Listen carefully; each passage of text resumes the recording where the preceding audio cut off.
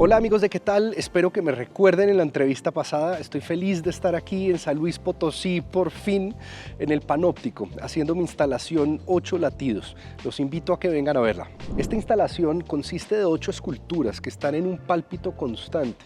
Unas miran arriba, las otras miran abajo, unas miran afuera, las otras miran adentro. Unas están mirando hacia la torre con esperanza, otras están mirando hacia cada uno de los módulos, tal vez con algo de resistencia. Las esculturas juegan con esa idea de la mirada interior, de quiénes somos, esa idea de la libertad es algo mental y no algo físico, porque finalmente quería responder a lo que esto fue en algún momento y sobre todo a lo que se convirtió en este instante. El arte es esa especie de mezcla increíble entre caos y orden, entre creación y destrucción, y este siendo un espacio que fue tan dedicado a la destrucción, hoy en día transmutó la violencia y está dedicado a la creación. Así que por eso es que se llama 8 latidos, es esa idea constante de ese contraerse y expandirse. Yo creo que la parte principal es esa idea de mirar hacia adentro, de entendernos a nosotros mismos. Sin embargo, aquí surge esa otra narrativa, esa idea de la libertad como algo interno y no como algo externo.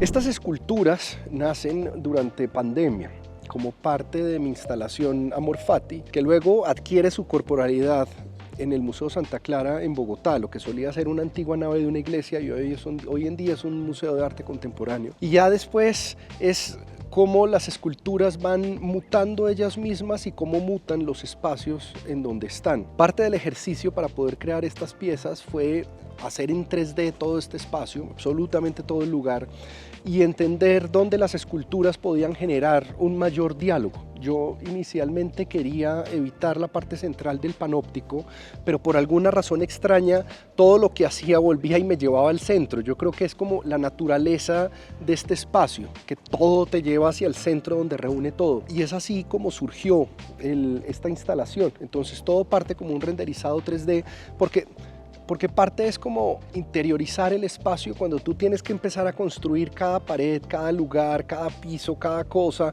Tú comienzas a comprender mejor tal vez cómo pensó la persona que diseñó este lugar, y por eso me gusta hacer todo ese proceso de modelado, casi que inventando como si fuera arquitecto, para ya después entender qué es lo que mejor encaja con el lugar. Es que cuando uno comienza a trabajar con un espacio, tú te sientes perdido, es parecido a cuando lo habitas o cuando lo caminas, pero en esa repetición de tener que empezar a navegarlo, hay algo que empieza a cambiar, y la idea es ir entendiendo tú cómo dialogas con el lugar, ¿sí? Y en parte para mí era esa mezcla de entrega, porque este lugar tiene algo y es que es sobrecogedor y te recibe, te encierra, no te deja escapar, pero también al mismo tiempo esa idea de resistencia, de tú poder seguir siendo tú dentro de este lugar. Y yo creo que a través de ese diálogo precisamente es que se crea este sentido de pálpito, tal cual eso fue lo que me imaginé. Hace algunos años hice un viaje a Nueva Orleans y me puse a investigar todo el tema del vudú para entender cómo funcionaba ahí. Fue chistoso porque el vudú es mucho más fuerte en Cartagena, en Colombia, y eso lo aprendí yo estando en Nueva Orleans, pero eso es otro tema. Sin embargo, allí había algo que le llaman un gris-gris, que es como una especie de espíritu que vive dentro es como una bolsita de tela con cosas adentro, dependiendo de lo que tú quieras lograr, son más positivas o más complejas, pero digamos que son un montón de hierbas las que hay dentro, y luego lo sumergen en un líquido. Cuando se sumerge, esta tela y este interior se expande, y con los días este interior se contrae porque se seca. Entonces ellos hablan de que esto es como una especie de pálpito, el gris-gris es como este pálpito entre expandirse y contraerse, y así más o menos fue que vi este espacio, como esa idea de expandirse y contraerse dentro de lo que está estático, porque ¿cómo logras tú transmitir eso a través de lo que está tieso, de lo hierático? Dependiendo de lo que quiera transmitir, a veces tú quieres que la persona se sienta más grande, a veces tú quieres que la persona se sienta más pequeña. En este caso, estas esculturas, la idea es que no te dejaran sentir completamente cómodo. Entonces, aunque tienen una escala humana, la tienen un ligeramente más grande. Estas piezas son de 2,10 metros, entonces por alto que sea una persona de 2 metros, igual la escultura va a ser un poquito más grande. Sin embargo, no es tan grande como para que sea sobrecogedor. Entonces tú lo sientes cercano, pero no tanto. Es como estar en ese valle de lo que es incómodo, comenzando a ingresar. Yo ahorita me estoy disfrutando muchísimo esto que comenzó como una serie de exposiciones en México y se ha ido convirtiendo en un tour, porque es una forma de adentrarme más en la cultura mexicana, absorber las tradiciones artesanales, aprender también de sus artistas y de las historias de los artistas. Entonces de aquí salgo para el Museo Regional de Cholula a montar una exposición que se llama Reverberaciones, abajo de la pirámide de Cholula. Eso me emociona un montón porque quiere decir que las cenizas del Popocatépetl van a reposar sobre las esculturas. Cuando recién íbamos a montar la exposición me dijeron, no te preocupa en temas de conservación de la obra. Yo les dije, no, antes mejor, porque es ir absorbiendo. Y se me hace muy lindo que se mezcle con esta exposición porque hay dos cosas cercanas. Uno, ese solía ser un instituto mental, esta era una cárcel. Entonces son encierros, pero son encierros de dos formas diferentes. Y dos, da la casualidad que la firma de arquitectura que restauró este lugar, restauró también el Museo de Cholula. Entonces hay como lo que le llamaba Carl Jung, una sincronicidad extraña de estas dos exposiciones que abren casi al mismo tiempo, que van a estar dialogando de lo mismo, pero de forma diferente.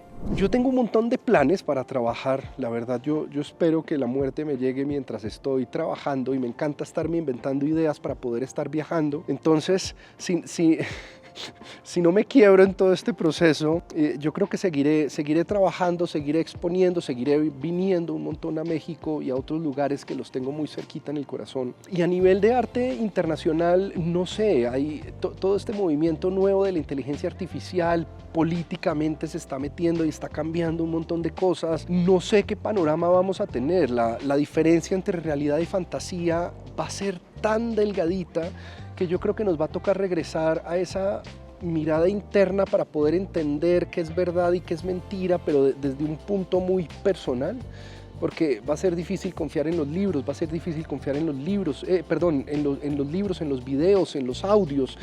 Entonces, yo creo que todo esto va a empezar a permear mucho el arte. Ese sentimiento de vigilancia va a acrecentarse muchísimo porque antes, por más cámaras que hubiera y por más texto que hubiera guardado, no había quien lo entendiera y no hay un ser humano que sea capaz de quedarse mirando una pantalla, pero ya la inteligencia artificial sí lo va a poder hacer.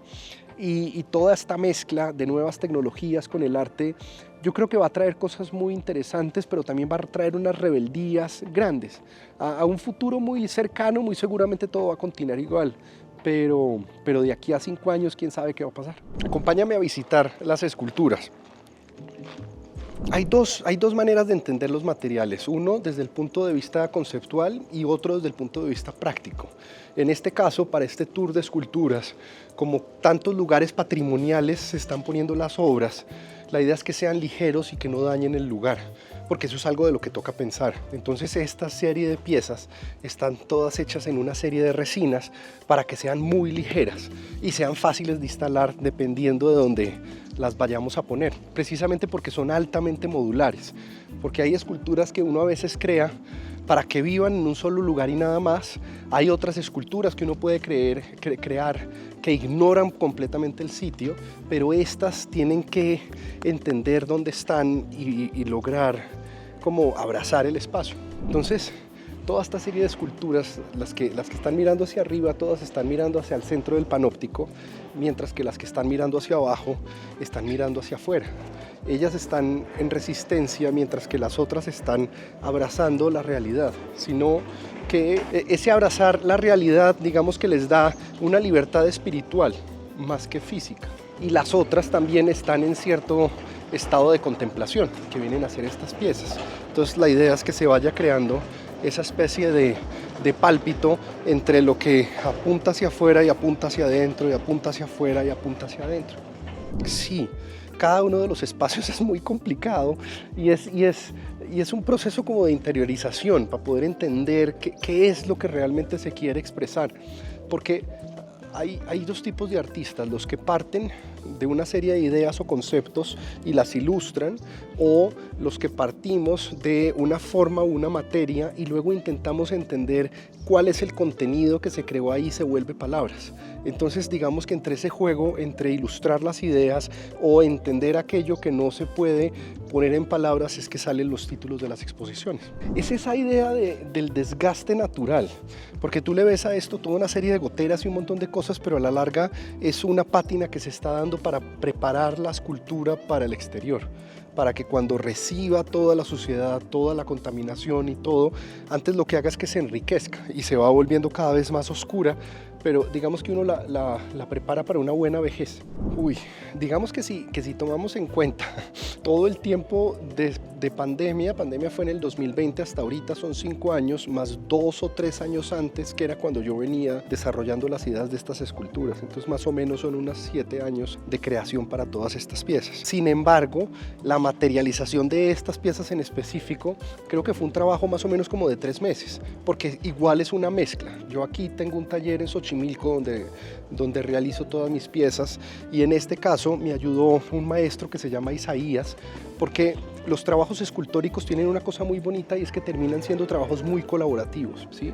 Aunque uno hace los moldes originales, digamos, se talla la pieza original, luego eso entra a un proceso de moldeado y ya luego se funden las resinas, por así decirlo, y en todo ese proceso entran otras personas, y en este caso hizo el trabajo el maestro Isaías. En Colombia, por ejemplo, trabajo con otro taller diferente, entonces fue un proceso de coordinación logística, porque había que hacer la misma cantidad de esculturas aquí en México de las que se hicieron en Colombia, y pues estamos hablando de una cantidad importante. En Colombia se hicieron 40, aquí se están haciendo 50 esculturas, y la idea es ir entendiendo en cada uno de los espacios cuántas esculturas realmente son necesarias, cómo deberían estar, qué es lo que se necesita para que de verdad logren vibrar con el espacio, porque no es llenar el lugar por llenarlo, sino ver cuál es el diálogo que se quiere. Y a mí, en temas numéricos, para mí los números son importantes a la hora de hacer obras. 1, nadie me cree que son en resina. Y entonces ha sido muy chistoso, porque en los museos y todo, así estén los textos diciendo, todos esperan que estas esculturas pesen lo que deberían pesar normalmente, que son más o menos como entre 350 a 400 kilos, mientras que estas piezas estamos hablando que son 30 kilos cada una. Entonces de todas las cosas, la más graciosa es eso. Nadie cree que esta parte de arriba sea resina, todo el mundo cree que es hierro, y entonces es gracioso porque es como una especie de trampantojo. Lo otro es que me encanta transportar a mí mismo las piezas, porque así podemos recorrer más México, porque parte del encanto de conocer un país es andarlo en tierra y poderlo ver de un lugar a otro, y entonces la idea es poder parar en estos pueblitos mágicos en la mitad e ir viendo un poquito más de lo que es México. Y la tercera es que son muy fáciles de instalar. Normalmente nos reservan 3 o 4 días para poderlas hacer, y son instalaciones de 1 a 2 horas, entonces también es chévere porque tiene uno más tiempo para poder vivir los lugares. Todo, inspiración, trabajo duro. Los mexicanos tienen algo muy lindo, y es que son excesivamente ambiciosos. Todo lo piensan, porque en Colombia uno piensa una cosa y es muy particular, en cambio aquí todo lo llevan a lo grande. No más es mirar este espacio, es gigantesco, y cada uno de los lugares. Entonces yo creo que son esas dos cosas. Una es como ese folclore, esa cultura que ustedes tienen viva. Lo segundo viene a ser ese sentido de ambición, y lo tercero, el sentido de patriotismo. Se me hace muy lindo ver el mexicano cómo defiende su país, cómo admira su patria, y yo creo que esas son cosas que yo me llevo a mi país para ver, uno, cómo puedo convencer a más gente en Colombia de que lo haga, pero también para poderlo interiorizar y sacar algo de mi mexicanilidad. Los específicos creo que no, me toca sentarme porque estos días han sido de trabajo grande y he estado volando el dron por aquí a todas horas, en todo momento, intentando sacar el video, pero la idea es esta noche poder salir a buscar los platillos típicos y poder entender, porque hasta ahorita el platillo que más me ha gustado de todo México es el mole, el pollo al mole con arroz, eso me fascina. Entonces hay que ver aquí San Luis cómo va. Las quesadillas que he probado hasta ahorita me han gustado porque me las han hecho gruesitas, son quesadillas hechas a mano, entonces son muy parecidas a las arepas colombianas, y eso me ha encantado. Yo creo que mi espacio favorito hasta ahora en San Luis ha sido el centro. Se me hizo lindísimo, y sobre todo las distintas capillas. Hay una de ellas que todavía no me acuerdo cómo, pero que está toda hecha como en trabajo en barroco, y entre más ingresas dentro de la capilla, más linda se vuelve. Y de repente hay una reja y tú no te imaginas que haya nada detrás, y luego tú miras y está esta Virgen en medio de todo este pan de oro. Yo creo que ese es mi lugar preferido hasta ahora dentro de San Luis. Y aquí en el CEART, me encantó el Museo de Leonora Carrington, tengo que admitirlo, las obras de Leonora, el espacio como tal, ese círculo con esta escultura gigante, como que se ve como si estuviera flotando, pero está puesta sobre el suelo como en una especie de espacio de agua. Yo creo que es el lugar preferido mío aquí. Quiero invitarlos a todos a que me visiten aquí en el Panóptico del CEART, del Centro de las Artes de San Luis Potosí, que va a estar durante 4 meses, entonces no hay ningún tipo de excusa para que no vengan. Y también para que me sigan en redes sociales en @JoaquinRestrepo, ahí podemos hablar de arte, de tecnología, de cultura. Si tienen dudas de cosas, con mucho gusto se las contesto, y si no, pues al menos ven en qué estoy en el trabajo.